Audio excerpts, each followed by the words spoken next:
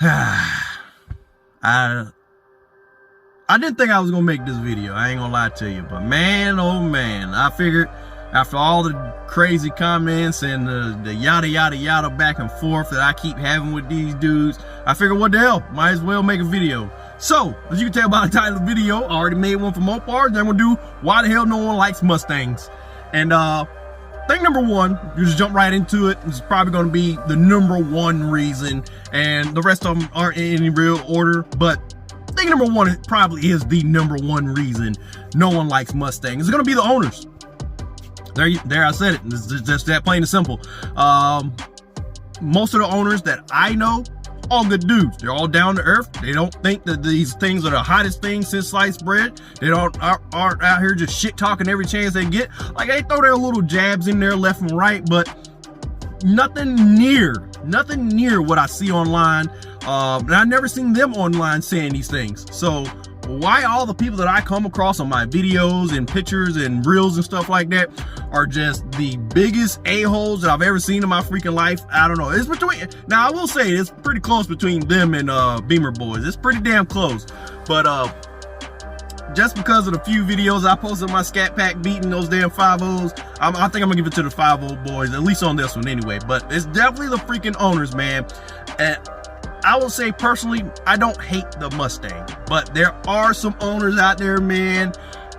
I think you guys are worse than freaking Mopar owners, for sure. For sure. There's not even a debate.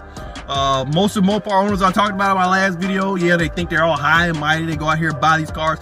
But you guys think for a fact that the Mustang is the best thing since sliced bread. It's the cream of the damn crop. It can't be fucking touched.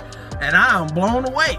Regardless of all the video evidence you have that you can easily be touched, you don't believe it. You don't believe it. You think you just cannot fathom it. As a matter of fact, I wish I had the damn screenshots. So, you guys remember the video? I'll play the clip for you right here. Take a look.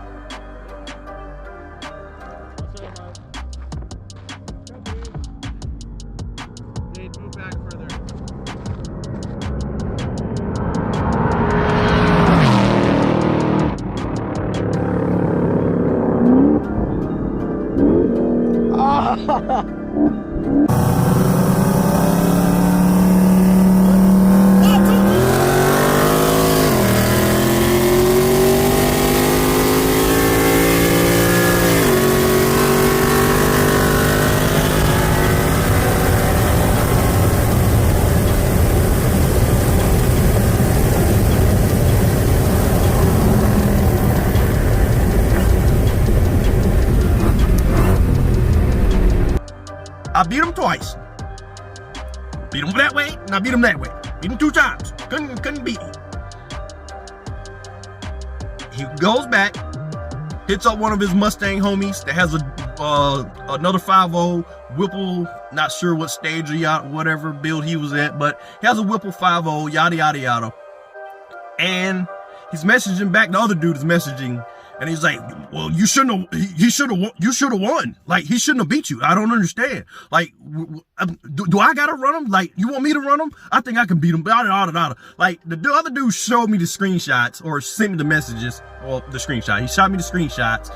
And I don't know why I didn't save them. I'm pretty sure I can go, like, try to find the thread somewhere. But the other dude just could not fathom, the Whipple guy, just could not fathom the fact that a Hellcat could be modified to beat a Mustang. Like, he just was not getting it. Like, we've all heard the saying, there's always someone faster. Like, I know that. It's like he couldn't understand that. And I think that goes the same for multiple other owners. Like, the comments, all the interactions I see online, like, I truly believe they've never heard that saying before. There's always someone faster. They don't comprehend that, man. So I'm going to give it to the owners for the number one reason why people don't like Mustangs. All right, so the next thing on my list, man, I don't want to beat up on the owners too bad, but the next thing on the list is going to be the stigma behind owning one of these damn Mustangs. And you guys have all seen the videos. We've all seen the compilations, the hundreds of videos of Mustangs out here taking out crowds, taking out trees, taking out fences, taking out whatever the hell is in sight. We've all seen the videos, and I truly believe that's a damn good reason for people to steer away from them. Some people honestly believe that it's just the Mustangs. As a matter of fact, at one point I was believing it's just the Mustangs. Hell, I kind of still do. As we're at the track, literally, you just go straight. Everyone's been going down this track all night. Guess who the first one to crash was? Guess what car was the first one to crash was? Mustangs doing what they do. Mustangs doing what they do. So low key, I kind of do believe that it's kind of somewhat on the Mustangs.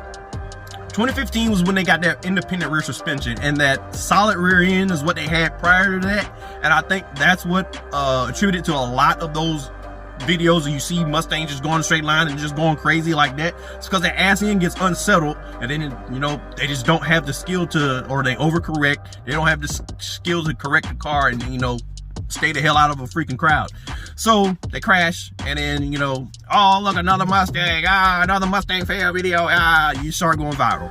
So 2015 comes along, independent rear suspension for the 2015s and up, and it seemed to stop them for a little bit, but now we're right back to seeing just the incline of Mustangs just going crazy. And a lot of that, some of that also goes to the level, or not the level, the age of the drivers, or the maturity of the drivers behind the wheel, which we'll get into that in a little bit on why the maturity maturity level for Mustang owners is a bit lower. We'll get into that in a little bit. So yeah, so the stigma of those things being a freaking crowd killer, I think is the real reason why it steers a lot of people away from those cars. Like, it's just that simple, and they just seem dangerous. Like, you can't tell me, like, you've seen how many pulls I've made in a straight line. I went like across bumps and things like that in the car, because it's so freaking heavy. I just stay in a straight line, man. I got nothing to worry about. I've made tons of pulls in a straight line, and I've never even felt, well, except that when I had those Hoosiers on. So I will say that when I had those Hoosiers on, that was a different story. But any other time where I've had the proper traction and the proper tires, it's been smooth sailing for me. And the amount of videos I've seen of Mustangs literally just going in a straight line and then not, just blows my freaking mind, man. So I really do believe that stigma of these things being the crowd killers, and all of those YouTube and fail videos out there just left a bad taste in everyone's mind, and they just don't want any part of owning a Mustang. So that's thing number 2. Thing number 3, moving on. So I started looking into it, and a lot of the Mustang guys, or just a lot of people in general, always talking crap about how Mopar is the least rated, it's the worst rated, all reliability, Mopar, blah, blah, blah. Granted, I can't say much. I did have to get a new transmission in my brand new Red Eye, so only, what was it, 2,000 miles on, or 4,000 miles on the damn car when we got a new transmission. So I can't complain, or I can't do too much crap talking. But according to JD Power and Associates, their reliability for every 100 cars, what yada yada yada. Yeah. I'll put it up here for you guys to go check out. You can go look at it yourself, or you can just check out the screenshot right here, and you can see Chevy and Dodge are in the top goddamn 10. And it goes, Kia is number 1. You know, those K cars, they're pretty damn good. They're pretty reliable, allegedly. Dodge is like number 6. Chevy's like number 10. I think Chevy rounds out the number 10 for the most reliable, and then way down at number 16 or something like that, you got Ford. So I think people like look at stuff like that, and they see the dependability of Ford. So this isn't just Mustangs now, this is just Ford in general. So they see that, and then they couple that with the Mustangs and then the other reasons that I gave you, and people just like, nah, I don't want any parts of that. They're owned by immature people. They're always crashing, and they're not dependable, worth a damn, according to this JD and Power chart, and probably plenty of other experiences. I used to have a Ford Fusion, and that thing was flawless. I never had a problem out of it. My wife's Fusion, the newer one, I think it was a 2015, 16? I don't know. She had a newer Fusion, and that thing was problem after problem, and it was really getting on our freaking nerves. I'm not gonna lie to you. And then the problems that they wouldn't cover under warranty. It was a freaking lease, and they wouldn't cover the shit under warranty. Like I was that level. no. I didn't want any parts of Ford after just dealing with that damn Fusion.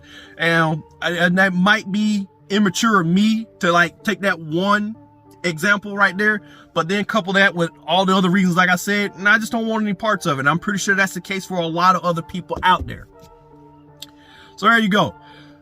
The owners themselves, the stigma behind owning a Mustang and being a crowd killer, coupled with the dependability of Fords themselves, I can see where you guys are getting a lot of hate from.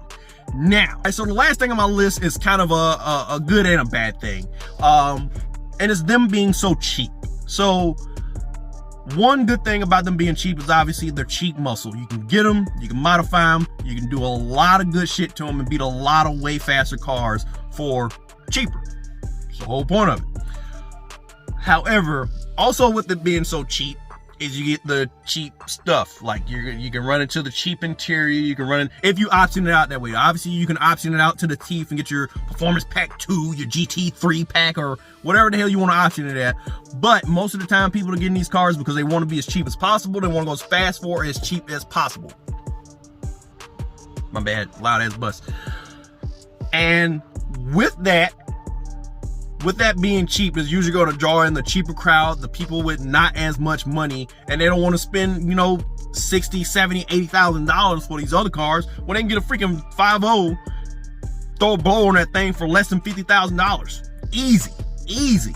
So that draws in the younger crowd, and we all know that it's not the same for everyone, but usually the younger crowd is going to be your more immature people. They're going to be the ones out here in these fail videos. 90% of the time, it's going to be the younger folks out here in these fail videos.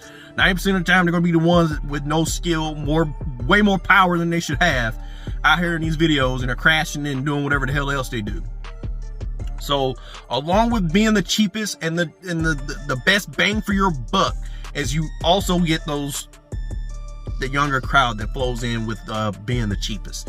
Now, obviously, like I said, that's a damn good thing if you want to go fast for cheap.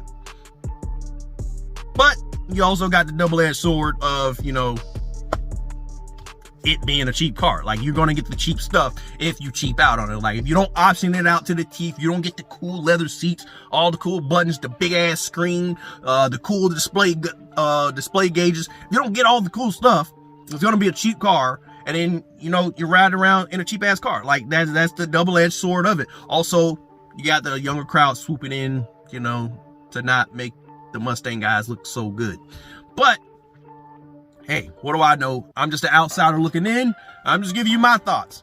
So, all right, now before we wrap this video up, let's try to end it on a positive note. It's not all doom and gloom, and I won't be a negative Nancy towards my 5.0s, because they are a damn good car. Like, they handle good, they look good to me. I know looks are subjective. They do damn good, and they sound damn good. They run damn good. Obviously, the amount of boost that these stock Gen 3s can handle is insane, man. Dudes out here running freaking bottom 8s, mid to bottom 8s on freaking the stock bottom end for the Gen 3 5.0s. It's insane. And the fact that, like I said, along with that cheap, you still have the best bang for your buck aspect of it. So Ford, Chevy, and Dodge, Ford is going to be number one by far for your best bang for your buck. Like, there's no ifs and buts about it. Now, obviously, if you don't care to be fast for as cheap as possible, then go whatever brand you want to. But if you want to go fast and maintain a nice V8 up under your car or up under your hood, nice 5.0 might be the way to go. But if you don't care about having a V8 or anything, just get a damn Honda, throw some damn eBay woo-won whistlers at it, and then call it a day. But as this video is about Fords, it's not all doom and gloom. Like, they're a damn good machine. It's just, you know, a couple of bad apples in the bunch can make anyone not like any car. And that's just the facts of it. I think that's all I got. We covered all the points. I even went over some good points. Like I said, I'm pretty sure all the 5.0 boys already clicked off. They probably got 20 seconds to the video before they told me how stupid and retarded I am for talking shit about the Mustang. But for those of you who did make it this far, you did see that, you know, I'm not a Mustang hater. I'm just pointing out why I believe people don't really like the Mustang. There you go. And I just threw a couple of things together, and I felt like it was fair. So if you agree with me, drop a comment down below. If you don't agree with me, drop a comment down below. If you just want to chop it up, drop a comment down below. Your first time stop by, like, subscribe, hit that bell icon so you guys get notification when these videos go up. Twitter, Instagram channel, low276soul, same exact thing as the YouTube channel. And that's it. I'm out. Peace.